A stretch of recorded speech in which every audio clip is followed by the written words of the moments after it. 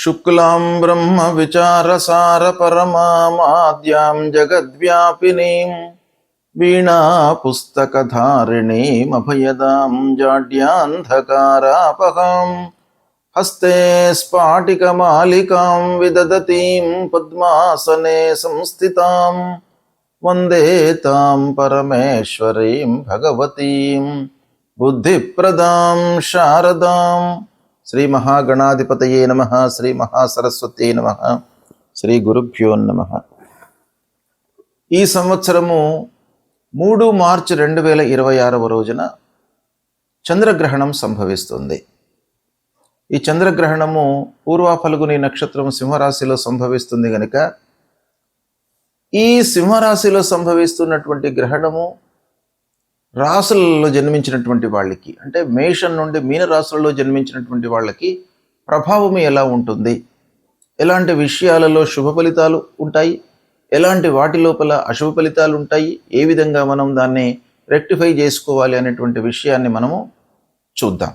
వృశ్చిక రాశి వారికి ఈ చంద్రగ్రహణం యొక్క ప్రభావం ఎలా ఉందో తెలుసుకుందాం.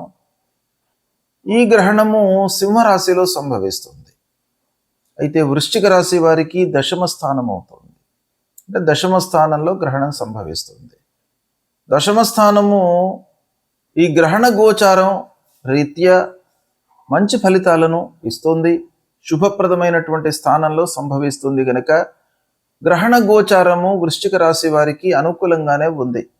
అయినప్పటికీ ఈ వృశ్చిక రాశి జాతకులకు రాహువు అర్ధాష్టమ స్థానంలో ఉన్నాడు. కేతువు ఉన్నటువంటి స్థానం లోపలనే గ్రహణం సంభవిస్తుంది. అంటే సింహరాశిలో సంభవిస్తుంది. ఆ రాశిలో కేతువు ఉన్నాడు. కాబట్టి రాహు కేతువుల యొక్క ప్రభావము ఈ వృశ్చిక రాశిపై ఉంటుంది. గ్రహణ గోచారము దశమ స్థానంలో సంభవించడము శుభప్రదమైనప్పటికీ ప్రత్యేకంగా ఈ రాహు కేతువుల యొక్క ప్రభావము వృశ్చిక రాశిపై ఉండడం మూలకంగా కొంత మనకు ఇబ్బందులు, అనవసరమైనటువంటి ఆలోచనలు, చిన్న విషయాన్ని పెద్దగా మనము చిత్రీకరించుకోవడము, తద్వారా కొన్ని భయానికి, ఆందోళనకు గురి కావడము, ఇలాంటి ఫలితాలు కొంతవరకు మనకు జరిగే అవకాశాలు ఉన్నాయి. ఇకపోతే కొన్ని విషయాలలో అనుకోని మార్పులు కూడాను మనకు సంభవిస్తాయి.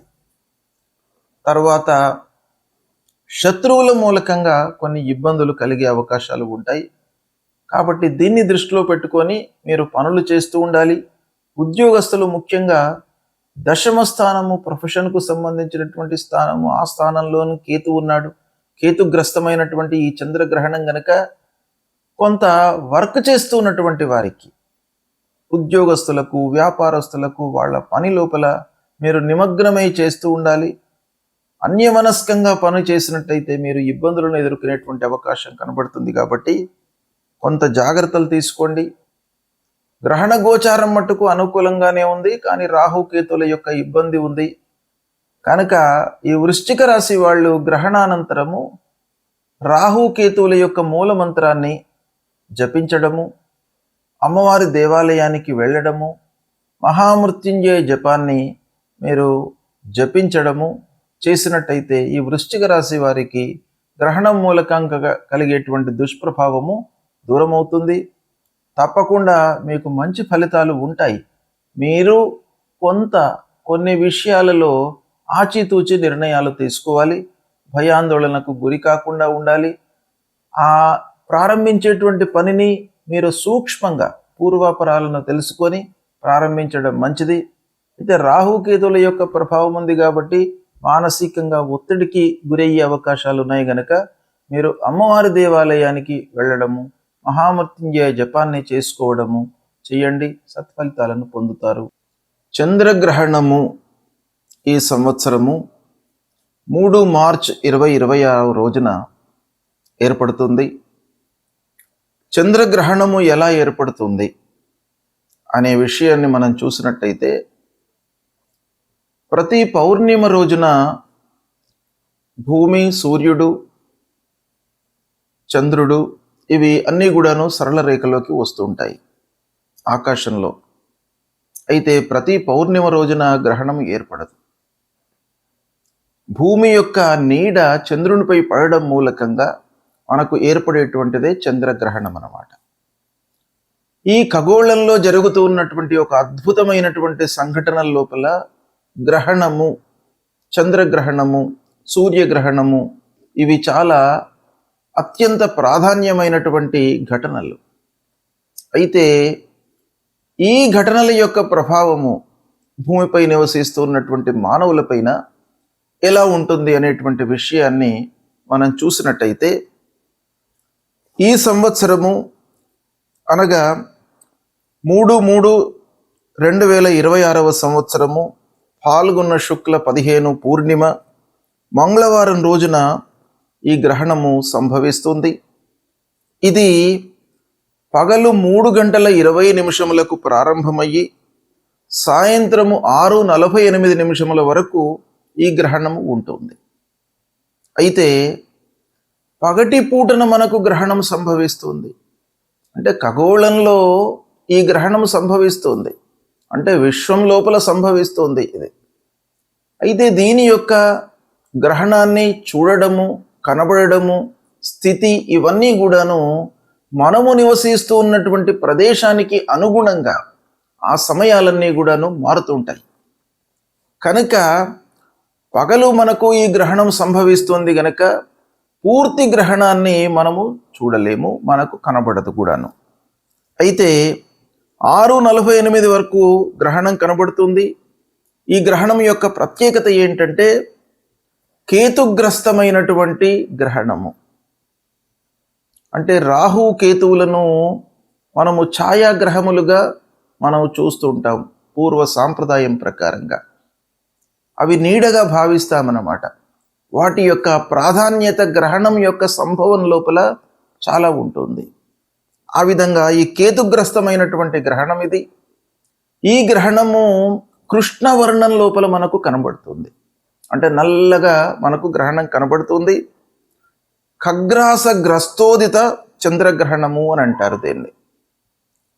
అంటే సంపూర్ణ గ్రహణము, కానీ మనకు కనబడడం మట్టుకు తక్కువ సమయం లోపల కనబడుతుంది.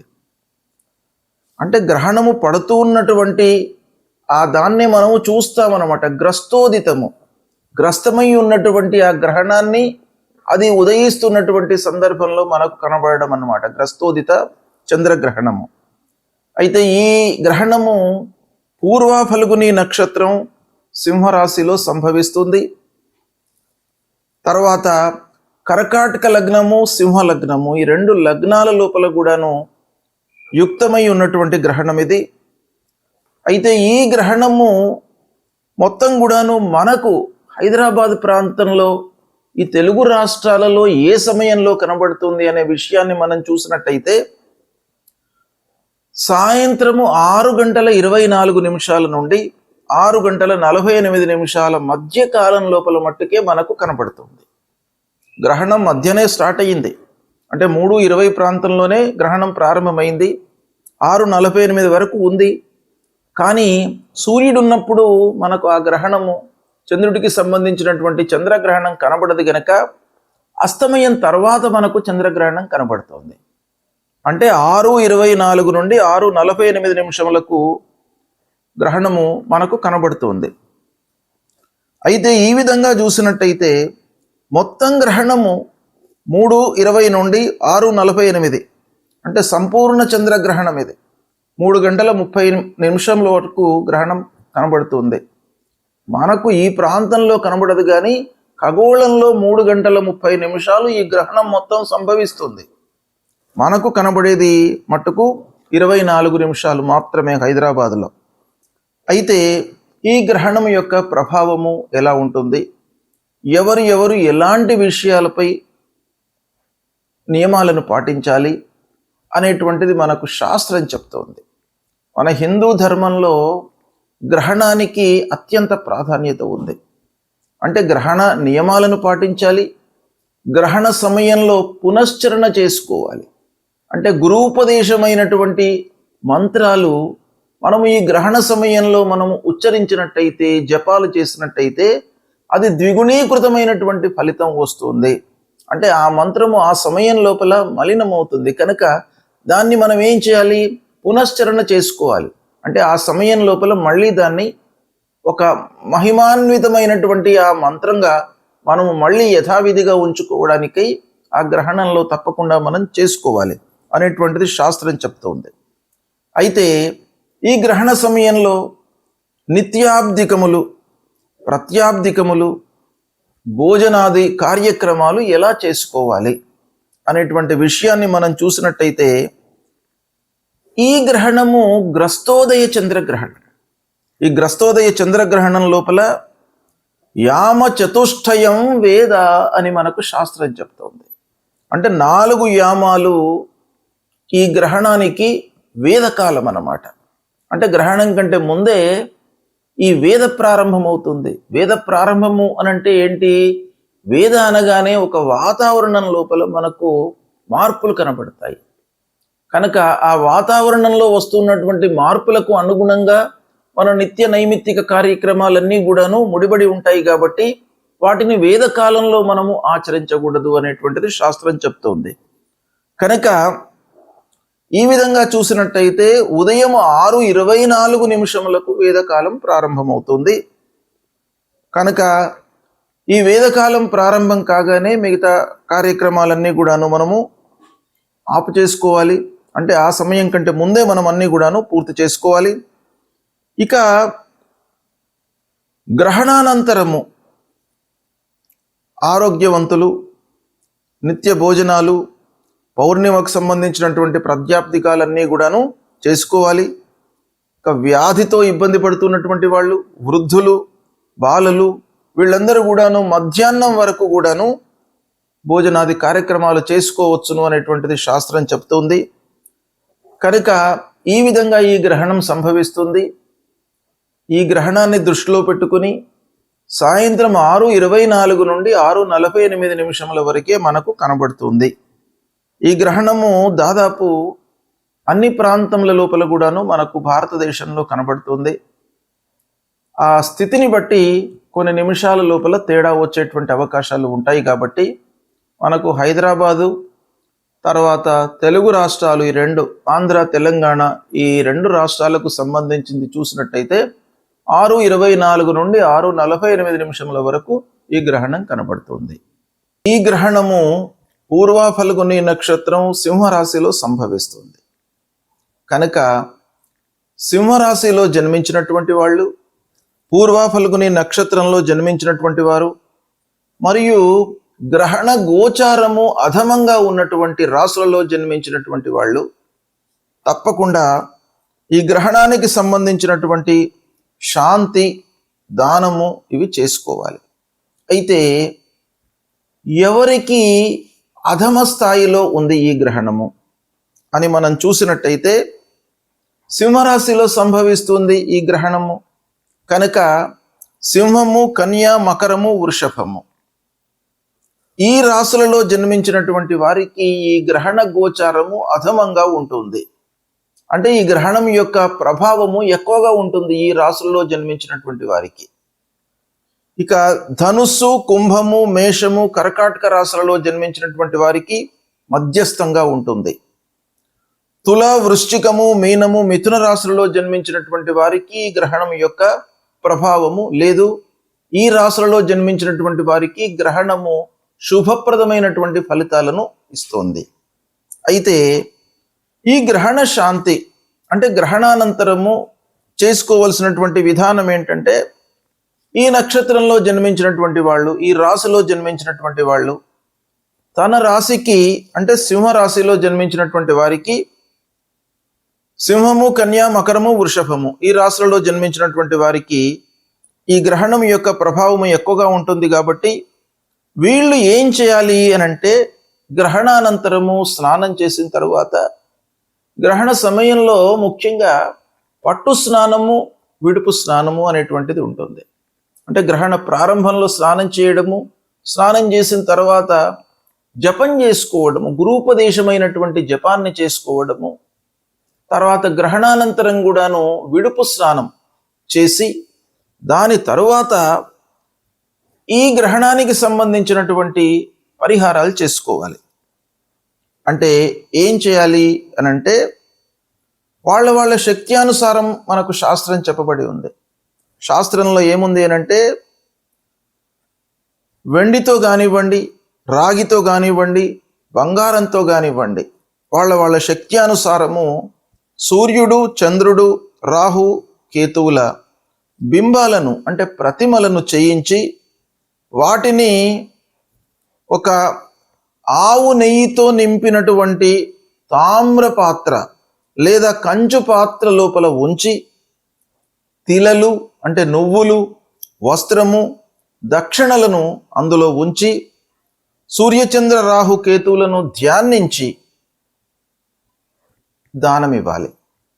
అంటే యథాశక్తిగా దానికి పూజ చేసిన తర్వాత ఆ బింబాలను ఒక బ్రాహ్మణునికి కానివ్వండి, లేదా అర్చకుడికి కానివ్వండి, లేదా దేవాలయంలో నిత్యం కూడాను భగవంతుడి సేవలో నిమగ్నమై ఉన్నటువంటి వాళ్లకు ఎవరికైనా కూడాను ఇది దానం ఇవ్వచ్చును. దానం ఇస్తున్నటువంటి సమయంలో మీరు ఆ ధ్యాన శ్లోకాన్ని మట్టుకు చదువుకోవాలి, సంకల్పం చేసుకోవాలి. సంకల్పం ఏం చేయాలి?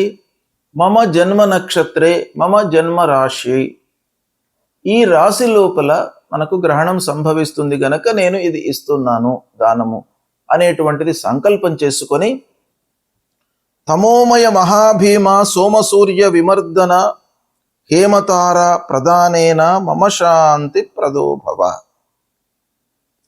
ఆ దానం ఇచ్చేటువంటి సమయం లోపల మనం ఈ శ్లోకం తప్పకుండా ఉచ్చారణ చేసి దానం ఇవ్వాలి.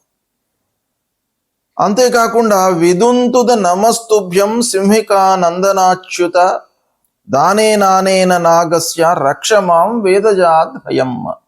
అంటే ఈ గ్రహణం వలన ఉద్భవించినటువంటి భయము, ఆందోళన, తర్వాత అనారోగ్య సమస్యలు, ఇవన్నిటి నుండి కూడాను మమ్మల్ని కాపాడండి అనేటువంటి ఒక కోరికతో, ప్రార్థనతో మనం చేసి ఇది దానం ఇవ్వాలి. ఇచ్చినట్టయితే మనకు ఆ గ్రహణం మూలకంగా కలిగేటువంటి దుష్ప్రభావము దూరం అవుతుంది. శుభం.